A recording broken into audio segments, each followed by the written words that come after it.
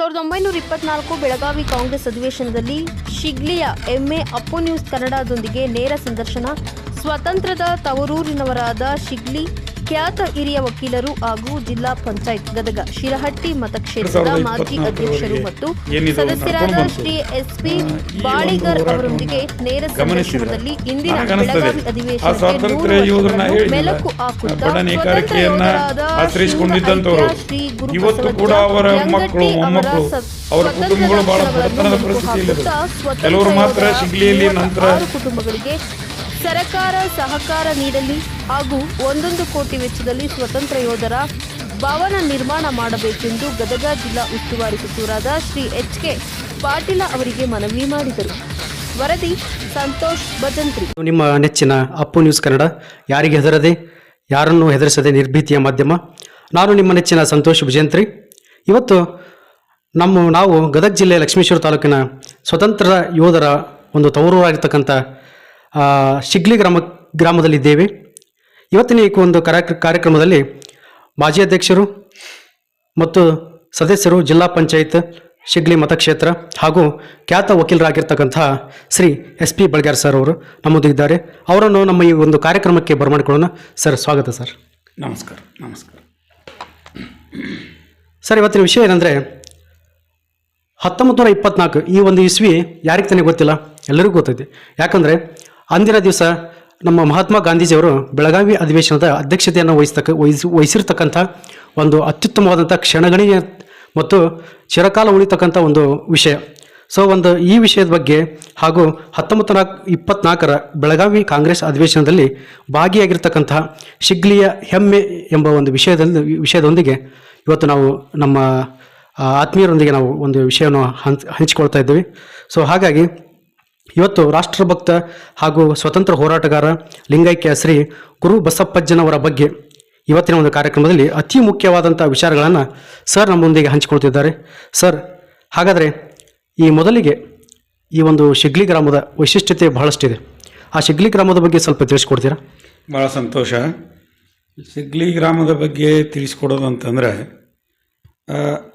ಮೊದಲಿಗೆ ನಾನು ಹೇಳೋದು ಸರಿಯಾಗಿ ಇವತ್ತಿಗೆ 100 ವರ್ಷಗಳ ಹಿಂದೆ 1924 ಡಿಸೆಂಬರ್ 27ರಂದು ಕಾಂಗ್ರೆಸ್ ಅಧಿವೇಶನ ಬೆಳಗಾವಿಯಲ್ಲಿ ನಡೆದಾಗ ಅಲ್ಲಿ ಮಹಾತ್ಮ ಗಾಂಧೀಜಿಯವರು ಅದರ ಅಧ್ಯಕ್ಷತೆಯನ್ನು ವಹಿಸಿದರು. ಅದು ಅವರ ಜೀವನದಲ್ಲಿ ಅದೇ ಪ್ರಥಮ ಮತ್ತು ಕೊನೆಯ ಅಧ್ಯಕ್ಷತೆ. ಅಷ್ಟೊಂದು ಮಹತ್ವದ ಅಧ್ಯಕ್ಷ ಸ್ಥಾನದಲ್ಲಿ ಗಾಂಧೀಜಿಯವರು ಇದ್ದು ಆ ಅಧಿವೇಶನವನ್ನು ನಡೆಸಿಕೊಟ್ಟಾಗ ಅವತ್ತು 1 ಶತಮಾನದ ಹಿಂದೆ ಶಿಗ್ಲಿ ಗ್ರಾಮದಿಂದ ಒಬ್ಬ ವ್ಯಕ್ತಿ ಹೋಗಿ ಆ ಗಾಂಧೀಜಿ ಅಧ್ಯಕ್ಷತೆಯ ಆ ಕಾಂಗ್ರೆಸ್ ಅಧಿವೇಶನದಲ್ಲಿ ಭಾಗವಹಿಸಿ ಬಂದಿದ್ರು ಅನ್ನೋದೇ ನಮ್ಮ ಶಿಗ್ಲಿಯ ಒಂದು ದೊಡ್ಡ ವೈಶಿಷ್ಟ್ಯ. ಇಷ್ಟೆಲ್ಲ ವೈಶಿಷ್ಟ್ಯಗಳನ್ನು ಒಳಗೊಂಡಂಥ ಈ ಶಿಗ್ಲಿ ಗ್ರಾಮ, ಮುಖ್ಯವಾಗಿ ನಾವು ಭಾಳ ಹೆಮ್ಮೆಯಿಂದ ಹೇಳೋದು, ನಮ್ಮೂರು ಇದು ಸ್ವಾತಂತ್ರ್ಯ ಯೋಧರ ನಾಡು. ಇಲ್ಲಿ ಸುಮಾರು 36 ಕುಟುಂಬಗಳು ಸ್ವಾತಂತ್ರ್ಯ ಹೋರಾಟದಲ್ಲಿ ಧುಮುಕಿ ಸೆರೆಮನೆವಾಸವನ್ನು ಕಂಡು ಸ್ವಾತಂತ್ರ್ಯ ಯೋಧರ ಒಂದು ಹಣೆಪಟ್ಟಿಯನ್ನು ಹಚ್ಚಿಕೊಂಡಂಥ 36 ಕುಟುಂಬಗಳು ಈ ಊರಿನಲ್ಲಿ ಅದಾವ ಅಂತ ಕೇಳಿದರೆ ಬಹುಶಃ ಇಷ್ಟು ಸಂಖ್ಯೆಯ ಕುಟುಂಬಗಳು ಜಿಲ್ಲೆಯ ಅಥವಾ ರಾಜ್ಯದ ಬೇರೆ ಭಾಗದಲ್ಲೂ ಕೂಡ ನಾನು ಇಲ್ಲ ಅಂತಲೇ ಭಾವಿಸ್ತೀನಿ. ಈ ರೀತಿ ಉಳ್ಳಂಥ ಶಿಗ್ಲಿ ಮುಂದೆ ನೇಕಾರಿಕೆಗೆ ಪ್ರಸಿದ್ಧವಾದಂಥ ಊರು, ಕೃಷಿಯಲ್ಲಿ ಭಾಳ ಪ್ರಗತಿಪರ ಕೃಷಿಗೆ ಹೆಸರಾದಂಥ ಊರು, ಒಂದು ಕಾಲದಲ್ಲಿ ಪೈಲ್ವಾನಗಿರಿಗೆ ಕುಸ್ತಿಪಟುಗಳಿಗೆ ಹೆಸರಾದಂಥ ಊರು. ಶೈಕ್ಷಣಿಕವಾಗಿ ಶಿಗ್ಲಿ ಈ ಭಾಗದ ಶೈಕ್ಷಣಿಕ ಕಾಶಿ ಅಂತ ಕೂಡ ಕರೆಸಿಕೊಂಡಿದೆ. ತಾವು ಕೇಳಿದಂಗೆ ಗುರುಬಸಪ್ಪಜ್ಜನವರ ಬಗ್ಗೆ ನಾವು ಹೇಳ್ಬೇಕಂದ್ರೆ 1 ಶತಮಾನದ ಹಿಂದಿನ ಪರಿಸ್ಥಿತಿಯನ್ನು ನಾವು ಕಲ್ಪನೆ ಮಾಡ್ಕೋಬೇಕು. ಅವತ್ತಿನ ಕಾಲದಲ್ಲಿ ಬಿಜಾಪುರ ಜಿಲ್ಲೆಯ ಇಂಡಿ ತಾಲೂಕಿನ ತಾಂಬೆ ಅನ್ನೋ ಗ್ರಾಮದಿಂದ ಒಬ್ಬ ಗುರುಬಸಪ್ಪಜ್ಜ ಯಾಗಂಟಿ ದಂಪತಿ ಸಮೇತ ನಮ್ಮೂರಿಗೆ ಬಟ್ಟೆ ವ್ಯಾಪಾರಕ್ಕಾಗಿ ಅಂತ ಬರ್ತಾರೆ. ಅವರು ಬಟ್ಟೆ ವ್ಯಾಪಾರಕ್ಕಾಗಿ ಅಂತ ಬರ್ತಕ್ಕಂಥ ಆ ಗುರುಬಸಪ್ಪಜ್ಜನವರು ಭಾಳ ಆಧ್ಯಾತ್ಮವಾದಿ ಇರ್ತಾರೆ. ಕಾಯಕವೇ ಕೈಲಾಸ ಆ ಒಂದು ತತ್ವವನ್ನು ಇಟ್ಕೊಂಡು ಬಂದಂಥವರು ಈ ಗ್ರಾಮದಲ್ಲಿ ಏನಾದರೂ ಒಂದು ಹೊಸದು ಮಾಡ್ಬೇಕಂತೇಳಿ ಒಂದು ಪಾಟೀಲ್ ಅಂತಕ್ಕಂಥ ಜಮೀನಲ್ಲಿ ಒಂದು ಆಶ್ರಮ ಮಾಡ್ಕೊತಾರೆ. ಅಲ್ಲಿ ಆಧ್ಯಾತ್ಮ ಚಿಂತನೆಗಳು ನಡೆಸ್ತಿರ್ತಾರೆ. ಜೊತೆಗೆ ರಾಷ್ಟ್ರದ ಬಗ್ಗೆ ಅವರಿಗೆ ಭಾಳ ಒಂದು ಕಲ್ಪನೆ ಇರ್ತೈತಿ, ರಾಷ್ಟ್ರೀಯತೆಯ ಮನೋಭಾವನೆ ಇರ್ತೈತಿ. ಆ ಕಾರಣ 1924ರಲ್ಲಿ ಗಾಂಧೀಜಿಯವರು ಬೆಳಗಾವಿಗೆ ಬರ್ತಾರನ್ನೋ ಸುದ್ದಿ ತಿಳಿದ ತಕ್ಷಣ ಅವರು ಬೆಳಗಾವಿಗೆ ಹೋಗ್ತಾರೆ, ಅಧಿವೇಶನದಾಗ ಭಾಗಿಯಾಗ್ತಾರೆ. ಯಾವಾಗ ಅಧಿವೇಶನದಲ್ಲಿ ಭಾಗಿಯಾಗಿ ಬಂದರೂ ಗಾಂಧೀಜಿಯವರ ಪ್ರಭಾವಕ್ಕೊಳಗಾಗ್ತಾರೆ. ಅವರ ವಿಚಾರಗಳಿಗೂ ಇವರಲ್ಲಿರ್ತಕ್ಕಂಥ ವಿಚಾರಗಳಿಗೂ ಗಾಂಧಿ ಕೂಡ ಒಬ್ಬ ಸಂತರು, ಇವರು ಕೂಡ ಒಬ್ಬ ಅಧ್ಯಾತ್ಮ ಜೀವಿ. ಹಾಗಾಗಿ ಆ ಸ್ಪಂದನೆ ಇವರಲ್ಲಿ ಜಾಸ್ತಿಯಾಗಿ ಊರಿಗೆ ಬಂದ ಮೇಲೆ ಇಲ್ಲಿ ಅನೇಕ ಯುವಕರಿಗೆ ಆ ಒಂದು ಗಾಂಧೀಜಿಯವರೇನು ಹಮ್ಮಿಕೊಂಡಿದ್ರಲ್ಲ ಸ್ವಾತಂತ್ರ್ಯದ ಕಿಚ್ಚನ್ನು ದೇಶಕ್ಕೆ ಅವರು ಏನು ಹಬ್ಬಿಸ್ತಾ ಇದ್ರು, ಅದನ್ನು ಇವರು ಶಿಗ್ಲಿ ಗ್ರಾಮದಲ್ಲಿ ಯುವಕರಿಗೆ ಆ ಸ್ವಾತಂತ್ರ್ಯ ಹೋರಾಟದ ಕಿಚ್ಚನ್ನು ಗುರುಬಸಪ್ಪಜ್ಜನವರು ಇಲ್ಲಿ ಬಂದು ಹಚ್ಚಿದ್ರು ಅಂಥೇಳಿ ನಾನು ಭಾಳ ಹೆಮ್ಮೆಯಿಂದ ಇದನ್ನು ಹೇಳ್ಕೊತೀನಿ. ಮುಂದೆ ಅವ್ರಿಗೆ ಆ ವಿಚಾರಗಳನ್ನು ಇಲ್ಲಿ ಶಿಗ್ಲಿಯಲ್ಲಿ ಅವ್ರು ಹೇಳ್ತಾ ಹೋದಂತೆ ಇಲ್ಲಿ ಒಬ್ಬ ಬಸವಕುಮಾರ್ಜಿ ಅಂತಕ್ಕಂಥ ಭಾಳ ದೊಡ್ಡ ವ್ಯಕ್ತಿ ಮುಂದೆ ಅವ್ರ ಗರಡಿಯೊಳಗೆ ಅವ್ರು ತಯಾರಾದರು. ಅವರು ಗಾಂಧೀಜಿಯವರು ಸಂಪರ್ಕ ಮಾಡಿದರು, ಸಾಬರಮತಿ ಆಶ್ರಮಕ್ಕೆ ಹೋಗಿ ಬಂದರು. ಬಸವಕುಮಾರ್ಜಿಯವರು ನಾವೆಲ್ಲ ನೋಡೀವಿ, ಗುರುಬಸಪ್ಪಜ್ಜವರು ನಮ್ಮ ತಂದೆಯವರು ನೋಡಿದ್ರು. ನಾವು ಬಸವಕುಮಾರ್ ಅವ್ರನ್ನ ಭಾಳಷ್ಟು ಅವರು ನಮಗೆ ಪ್ರೇರಣೆ ಕೂಡ ಆಗಿದ್ದರು. ಅವರು ಇರೋವರೆಗೂ ಖಾದಿದಾರಿಗಳಾಗಿದ್ದರು. ಯಾವಾಗಲೂ ಕೈಯಲ್ಲಿ ತಕಲಿ ಇರ್ತಿತ್ತು, ರಾಟಿ. ಆಮೇಲೆ ಸಾಬರಮತಿ ಆಶ್ರಮಕ್ಕೆ ಹೋಗಿ ಬಂದಿದ್ದರು. ಗಾಂಧೀಜಿಯವರು ಬರೆದಂಥ ಪತ್ರ ಇವತ್ತು ಅವರು ಕೂಡ ಇಲ್ಲೊಂದು ಸೇವಾ ಮಂದಿರ ಅಂತಕ್ಕಂಥ ಆಶ್ರಮ ಕಟ್ಟಿ ಹೋದರು. ಬಸವಕುಮಾರ್ ಅವರು, ದಿವಂಗತ ಬಸವಕುಮಾರ್ ಅವರು ಅಷ್ಟು ಗಾಂಧಿಯವರ ಒಡನಾಟವನ್ನು ಹೊಂದಿ, ಸಾಬರಮತಿ ಆಶ್ರಮದ ಒಡನಾಟವನ್ನು ಹೊಂದಿ ಸ್ವಾತಂತ್ರ್ಯ ಹೋರಾಟದಲ್ಲಿ ಧುಮುಕಿದ್ರು. ಅವ್ರ ಜೊತೆಗೆ ಆದಯ್ಯ ಹಿರೇಮಠ ಅಂತ ನಮ್ಮ ಊರಿನಲ್ಲಿ ಭಾಳ ಇನ್ನೊಬ್ಬ ಆದರ್ಶ ವ್ಯಕ್ತಿ. ಅವರಿಬ್ಬರು ಮೊಟ್ಟ ಮೊದಲಿಗೆ ಆದಯ್ಯನವರು ಬ್ರಿಟಿಷರ ವಿರುದ್ಧ ಭಾಷಣ ಮಾಡಿದ್ದಕ್ಕಾಗಿ ಅವ್ರನ್ನ ಅರೆಸ್ಟ್ ಮಾಡಿ ಜೈಲಿನಲ್ಲಿಟ್ಟರು. ಅವರಿಬ್ಬರ ಹಿಂದೆ ಮತ್ತು ಪ್ರಾರಂಭ ಆಯ್ತು ಶಿಗ್ಲಿ ಗ್ರಾಮದೊಳಗೆ. ಇನ್ನೊಬ್ಬರು ನಾನು ನೆನೆಸ್ಕೋಬೇಕು, ವೀರಭದ್ರಪ್ಪ ಬಿದ್ರಳ್ಳಿ ಅಂತೇಳಿ ನಮ್ಮ ತಂದೆಯವರ ಸಮಕಾಲೀನರು. ಅವರು ಭಾಳ ಬುದ್ಧಿಜೀವಿ ಮತ್ತು ಅತ್ಯುತ್ತಮ ಭಾಷಣಕಾರರಾಗಿದ್ದರು. ಅವರು ಕೂಡ ಬ್ರಿಟಿಷರ ವಿರುದ್ಧ ಹೋರಾಟದೊಳಗೆ ಕ್ರಾಂತಿಕಾರಕ ಭಾಷಣಗಳನ್ನು ಮಾಡ್ತಾ ಜೈಲಿಗೆ ಬಿದ್ದರು. ಅವರ ಹಿಂದೆ ನಾ ಏನು ಹೇಳಿದ್ನಲ್ಲಿ ಶಿಗ್ಲಿ ನೇಕಾರಿಕೆ ಹೆಸರಾದಂಥ ಊರು ಅಂತೇಳಿ. ಅವತ್ತು ಕೈಮಗ್ಗಗಳಿದ್ದು, ಕುಣಿಮಗ್ಗ, ಭಾಳ ಬಡತನದಲ್ಲಿ ಇದ್ರೂ ಕೂಡ ರಾಷ್ಟ್ರದ ಬಗ್ಗೆ ಭಾಳ ಅಭಿಮಾನವನ್ನು ತುಂಬಿದ್ರು ಇವರೆಲ್ಲ. ಬಸವಕುಮಾರ್ಜಿಯವರು, ಬಿದ್ರಳ್ಳಿಯವರು. ಆಮೇಲೆ ಇಲ್ಲಿ ಸುಮಾರು 36 ಜನ ಸ್ವಾತಂತ್ರ್ಯ ಯೋಧರು ಇದ್ದರು ಅಂತ ಹೇಳ್ಕೊಳ್ಳಿಕ್ಕೆ ನಮಗೆ ಭಾಳ ಹೆಮ್ಮೆ ಅನಿಸ್ತು. ಸ್ವಾತಂತ್ರ್ಯದ ಒಂದು ತವರೂರು ಅಂತಲೇ ಹೇಳ್ಬೋದು. 2024 ಏನಿದು ನಡ್ಕೊಂಡು ಬಂತು, ಈ ಒಂದು ಹೋರಾಟವನ್ನು ಗಮನಿಸಿದ್ರೆ ನನಗನ್ನಿಸ್ತದೆ ಆ ಸ್ವಾತಂತ್ರ್ಯ ಯೋಧರನ್ನ ಹೇಳಿದ್ನಲ್ಲ, ಬಡ ನೇಕಾರಿಕೆಯನ್ನು ಆಶ್ರಯಿಸಿಕೊಂಡಿದ್ದಂಥವ್ರು ಇವತ್ತು ಕೂಡ ಅವರ ಮಕ್ಕಳು, ಮೊಮ್ಮಕ್ಕಳು, ಅವರ ಕುಟುಂಬಗಳು ಭಾಳ ಬಡತನದ ಪರಿಸ್ಥಿತಿಯಲ್ಲಿದ್ದವು.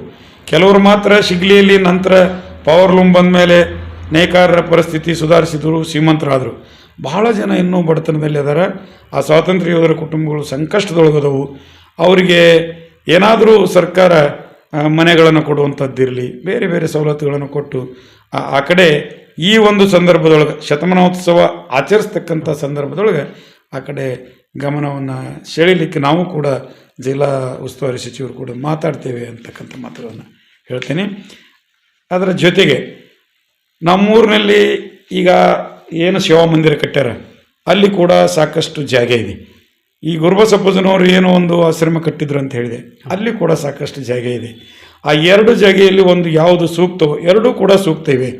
ಜಾಗೆಗೆ ಕೊರತೆ ಇಲ್ಲ.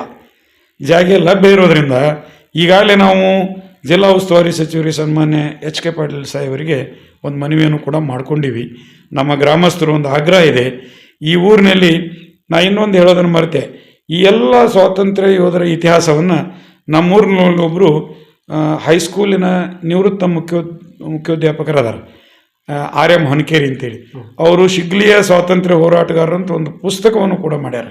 ಸಾಕಷ್ಟು ಲೇಖನಗಳು ಕೂಡ ಅವರು ವೃತ್ತಪತ್ರಿಕೆಗಳಲ್ಲಿ ಬಂದವು, ಸಮಯಕ್ಕೆ ತಕ್ಕಂಗೆ ಬಂದಿದ್ದಾವೆ. ಅದನ್ನೆಲ್ಲ ಗಮನಿಸಿ ಇಲ್ಲಿ ಆ ಎಲ್ಲ ಯೋಧರ ಸವಿನೆನಪಿಗಾಗಿ ಶಿಗ್ಲಿಯಲ್ಲಿ ಒಂದು ಸ್ವಾತಂತ್ರ್ಯ ಯೋಧರ ಸ್ಮರಣಾರ್ಥ ಒಂದು ಭವನ ಆಗಬೇಕಾಗಿದೆ. ಸುಮಾರು ಕಡಿಮೆ ಅಂದರೂ 1 ಕೋಟಿ ರೂಪಾಯಿ ವೆಚ್ಚದೊಳಗೆ ಅದನ್ನು ಮಾಡಿ, ಇಲ್ಲಿ ಇನ್ನೂ ಒಂದನ್ನು ಹೇಳಬೇಕು. ಈ ಎಲ್ಲ ಸ್ವಾತಂತ್ರ್ಯ ಹೋರಾಟಗಾರರಿಗೆ ಏನು ಗುರುಬಸಪ್ಪಜ್ಜನವರು ಗಾಂಧೀಜಿಯವರ ವಿಚಾರಗಳನ್ನು ಬೋಧಿಸ್ತಿದ್ರು, ಅದರ ಜೊತೆಗೆ ಅಷ್ಟೊತ್ತಿಗಾಗಲೇ ಹಾವೇರಿಯ ಮೋಟೆಬೆನ್ನೂರಿನ ಮೈಲಾರ ಮಾದೇವಪ್ಪಜ್ಜವರು ಅವರು ಕೂಡ ಗಾಂಧೀಜಿಯವರ ಕರೆಗೆ ಹೋಗೊಟ್ಟು ಅವರಿಬ್ಬರು ಸಿದ್ಧಮತಿ ಅಂತ ಅವರ ಕುಟುಂಬ, ಅವರಿಬ್ಬರು ಗಾಂಧೀಜಿಯವರ ಅನುಯಾಯಿಗಳಾಗಿದ್ದರು. ಉಪ್ಪಿನ ಸತ್ಯಾಗ್ರಹದಲ್ಲಿ ದಂಡಿ ಯಾತ್ರೆಗೆ ಬಹುಶಃ ಕರ್ನಾಟಕದಿಂದ ಒಬ್ಬನೇ ಒಬ್ಬ ಸೇನಾನಿ, ಅದು ಮೈಲಾರ ಮಹಾದೇವ್.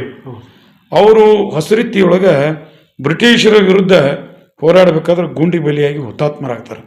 ಅವರ ಜೊತೆಗೆ ನಮ್ಮದೇ ತಾಲೂಕಿನ ಶಿರಹಟ್ಟಿ ತಾಲೂಕಿನ ಕೋಗನೂರಿನ ವೀರಯ್ಯ ಹಿರೇಮಠ, ತಿರ್ಕಪ್ಪ ಮಡಿವಾಳ್ರ, ಇವತ್ತೆಲ್ಲ ಅವ್ರ ಸ್ಮಾರಕಗಳದು ಕೋಗನೂರೊಳಗೆ, ಅವರು ಕೂಡ ಅಲ್ಲಿ ಗುಂಡಿನೇಟಿಗೆ ಬಲಿಯಾಗ್ತಾರೆ.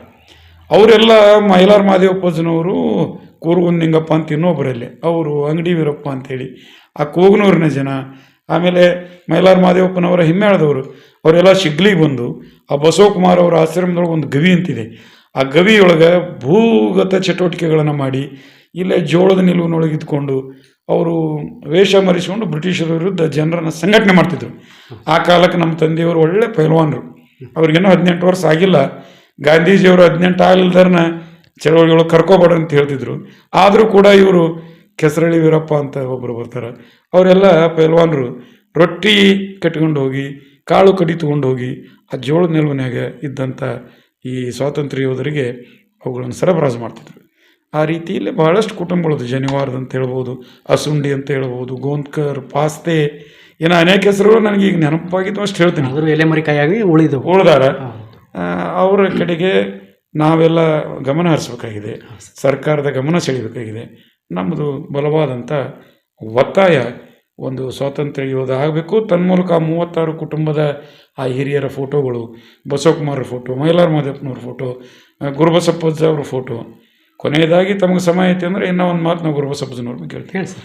ಈ ರಾಷ್ಟ್ರೀಯತೆಯನ್ನು ಜನರಲ್ಲಿ ಬಿತ್ತ ಅವರು ತಮ್ಮ ಕಾಯಕದಲ್ಲಿ ಬಂದಂಥ ಆದಾಯದೊಳಗೆ ಒಂದು ದಾಸೋಹವನ್ನು ನಡೆಸ್ತಿದ್ರು. ಅವರ ಧರ್ಮಪತ್ನಿ ಶಾಂತವೀರಮ್ಮ ಅಂತಿದ್ರು, ಅವರು ಕೂಡ ಅಷ್ಟೇ ಧಾರ್ಮಿಕ ಭಾವನೆಗಳಂಥವ್ರು. ಅವರು ತಮ್ಮ ಕಾಯಕದಿಂದ ಬಂದಂಥ ಆದಾಯದೊಳಗೆ ರೊಟ್ಟಿ, ಕರಿಂಡಿ, ಅಂಬ್ಲಿ ಇಂಥದ್ದೆಲ್ಲ ದಾಸೋಹ ಇಡ್ತಿದ್ರು.